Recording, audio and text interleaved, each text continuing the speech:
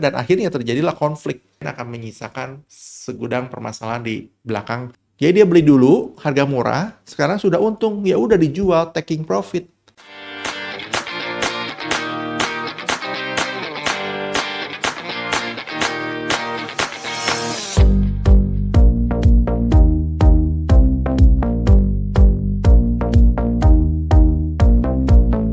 Teman-teman, dalam melakukan sebuah tindakan, setiap orang pasti ada motifnya. Dan kita sempat mention di beberapa video sebelumnya tentang motif, dan ini penjelasan yang kita bilang nanti kita akan jelaskan di video. Ini videonya. Setiap orang punya motif untuk melakukan sebuah tindakan. Tanpa motif, tidak akan ada tindakan. Jadi kalau kita punya orang yang mau jual rumah, dia tidak akan pernah melakukan penjual rumah kalau tanpa dasar motif. Oleh karena itu, kita harus cari tahu motifnya. Karena dengan motifnya kita ketahui, kita bisa mendorong, kita bisa menyelesaikan masalah dia, memberikan solusi, supaya bisa terjadi penjualan. Nah, hari ini saya mau coba sedikit, ada sekitar 12 motif orang-orang menjual rumah. Motifnya bisa panjang. Saya minta bantuan teman-teman untuk tulis di komen kalau ada motif yang di luar 12 ini. Yang pertama adalah, motif pertama, orang jual rumah, rumahnya kegedean. Karena hari ini dia sudah kembali berdua saja dengan suami atau istrinya, sedangkan anak-anaknya sudah pergi kemana-mana, dan rumahnya sudah kegedean. Mengurus rumah besar tidak gampang, memaintain rumah besar, kosnya besar. Oleh karena itu, dia mungkin berpikir untuk menjual rumah ini dan kembali lagi ke rumah yang kecil. Yang kedua adalah motifnya rumahnya kekecilan. Nah, kebalik nih. Yang jual ini pasangan muda yang dulu beli rumah cuma 2 kamar. Tapi anaknya sudah menjadi 2 dan semakin besar. Dia membutuhkan rumah menjadi lebih besar dengan misalkan 3 kamar. Sih? Udah berubah lagi nih motif orang untuk menjual rumah. Yang ketiga, kamarnya kebanyakan. Ini mirip sama yang ke-1. Disiapkan rumah yang kamarnya sesuai dengan jumlah anak, tapi anaknya sudah pergi. Ini tidak butuh kamar itu. Kepaksa dia harus merubah, menjual rumah tersebut dan kembali ke rumah yang lebih kecil. Yang keempat, kamarnya terlalu sedikit, sama teman-teman.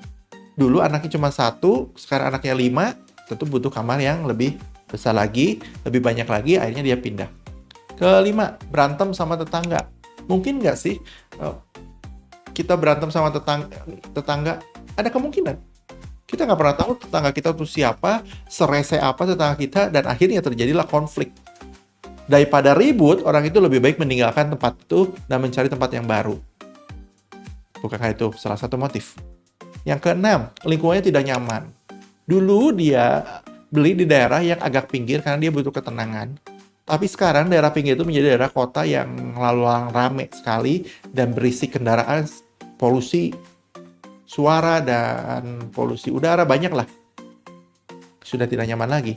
Yang membuat dia harusnya meninggalkan ini lokasinya untuk kembali ke tempat yang lebih kalem, lebih tenang, lebih relax, lebih nggak banyak keributan yang lain-lain. Atau kebalikannya.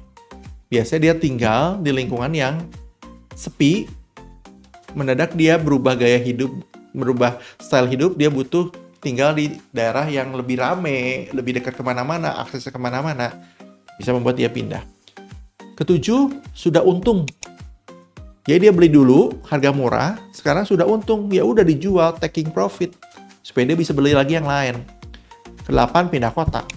Dia sudah harus meninggalkan kota itu karena dia mungkin kerja di kota lain dan tidak punya pemikiran untuk kembali lagi ke kotanya. Ya akhirnya dia menjual. Dia dijual rumahnya, dia jual semuanya karena dia tidak pernah kembali ke kota itu. Biaya berobat. Sakit butuh biaya. Dan sakit itu biayanya mahal. Mau nggak mau, dia harus menjual rumahnya untuk membiayai biaya berobat. Biaya uang sekolah, sama. Jangan-jangan anaknya sudah lulus SMA, dia harus kuliah, biaya kuliah di luar dan kuliahnya di luar negeri, biayanya mahal. Mau nggak mau, rumah ini harus dijual untuk pendidikan anak-anaknya karena ini adalah orang-orang yang sangat educated, yang pendidikan di atas segalanya, sehingga dia berani mengorbankan rumahnya untuk pendidikan anak-anaknya. Yang berikutnya adalah tidak bisa bayar utang. Hutang banyak menggulung, KPR cicilan ke bank besar, dan dia tidak bisa membayar hutang. So, apa yang harus dilakukan?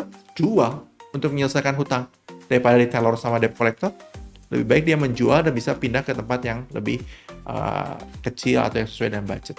Yang ke-12 adalah perceraian. Mau nggak mau, perceraian akan menyisakan segudang permasalahan di belakang sesudah perceraian atau di masa perceraian terjadi. Salah satunya adalah harta gonogini. Dan rumah, properti, jangan-jangan salah satu bagian gonogini yang harus selesaikan. Mau nggak mau, jual supaya bisa selesai. Nah, ini kurang lebih 12 motif, tapi saya mau kasih satu tambahan motif yang bisa menjadi bahan kenapa orang menjual: warisan. Warisan. Orang ini, seseorang menjual karena dia ingin membagi warisan kepada anak-anaknya. Bukankah itu motif? Saya nggak tahu, ada lagi nggak motif lain selain yang 13 ini? Bantu saya, komen di bawah jika ada motif-motif lain kenapa seseorang menjual rumah.